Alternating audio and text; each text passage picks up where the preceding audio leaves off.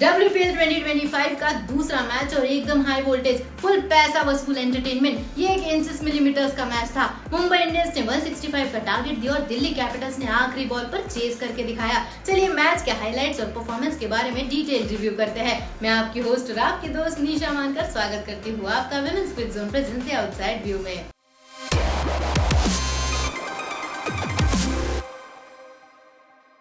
मैकलैनिंग ने टॉस जीतकर किया बॉलिंग का डिसीजन। दिल्ली कैपिटल्स की तरफ से शिखा पांडे ने आते ही एमआई के टॉप ऑर्डर में तहलका मचा दिया। पहले ही ओवर में उन्होंने एमआई के डेंजरस ओपनर हेली मैथ्यूज को पवेलियन का रास्ता दिखाया।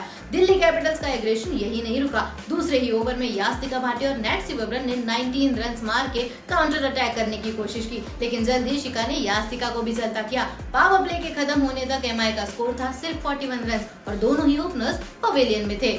मिडिल ऑर्डर संभालने के लिए कैप्टन हरमनप्रीत कौर और स्टार ऑलराउंडर नैट सिमरन आई। दोनों ने मिलकर एमआई के इनिंग्स को स्टेडी किया और एक पार्टनरशिप बनाई जो टीम के लिए जरूरी थी। लेकिन एक बात तो सबको पता है कि हरमनप्रीत कौर और एनेबल सदरलैंड की राइवलरी एक पुरानी कहानी है। एनेबल ने T20 आईज में हरमन को 9 इनिंग्स में 3 बार आउट किया है और आज हरमन ने सोचा कि क्यों ना अटैक किया जाए। 3 चौके और 1 छक्का।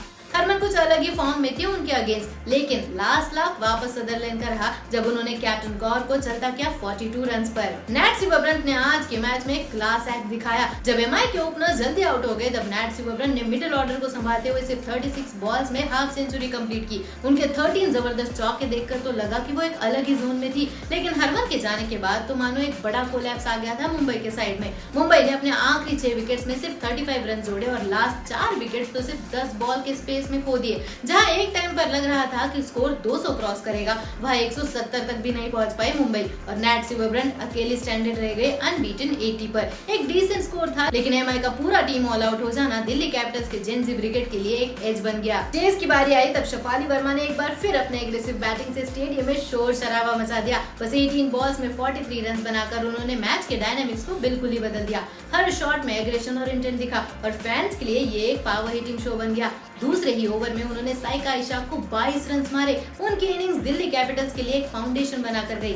इंडिया जर्सी में रिटर्न करना शायद अब शेफाली वर्मा के लिए दूर नहीं है। पावर प्ले के बाद दिल्ली कैपिटल्स का स्कोरिंग मोमेंटम थोड़ा स्लो हो गया और मुंबई इंडियंस ने इसका पूरा फायदा उठाया। शबनम इस्माइल को अपना रिजर्व विकेट मिला एक धुआंधार स्पेल के बाद। अमेलिया कर ने अपनी पहली ही ओवर में जेमिमा रॉड्रिग्स का विकेट लेकर दिल्ली कैपिटल्स का स्कोरिंग और नीचे ला दिया। नैट सिमरन ने भी एनेबल सदरलैंड का विकेट लेकर एक और झटका दिया। मिडिल ओवर्स में दिल्ली कैपिटल्स का बैटिंग लाइनअप वीक दिखा और उन्हें डेस्परेटली एक इंपैक्टफुल पार्टनरशिप की जरूरत थी। 19 year old Niki Prasad under 19 T20 World Cup winning captain अपना पहला WPL मैच खेल रही थी। रन्स थोड़े स्लो बन रहे थे, लेकिन सिचुएशन के हिसाब से कंपोजर और मैच्योरिटी दिखी फील्ड पर निकी की और अपने विकेट पर एक प्राइज लगाया उन्होंने और इवेंचुअली दिल्ली कैपिटल्स को टारगेट के एकदम क्लोज तक लेकर गई वो। सियरा ब्राइस की 21 ऑफ 10 बॉल्स वाली इनिंग्स शायद one of the most important innings थी इस मैच की। ऐसे वक्त पर आई जब दिल्ली कैपिटल्स को सबसे ज्यादा जरूरत थी।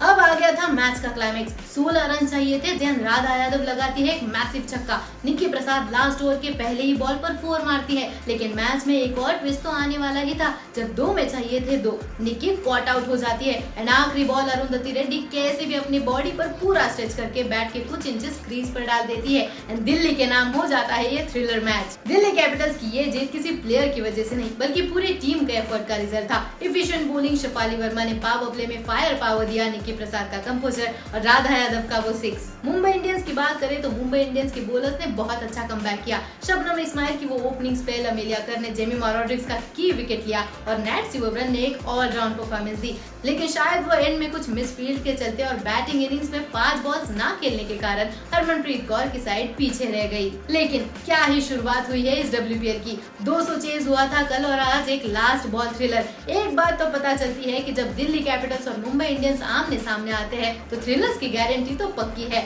आज के मैच में आपका फेवरेट मोमेंट कौन सा था, ये हमें कमेंट सेक्शन में जरूर बताइए। आज के लिए बस इतना ही। हम फिर मिलेंगे women's quick zone presence the outside view में।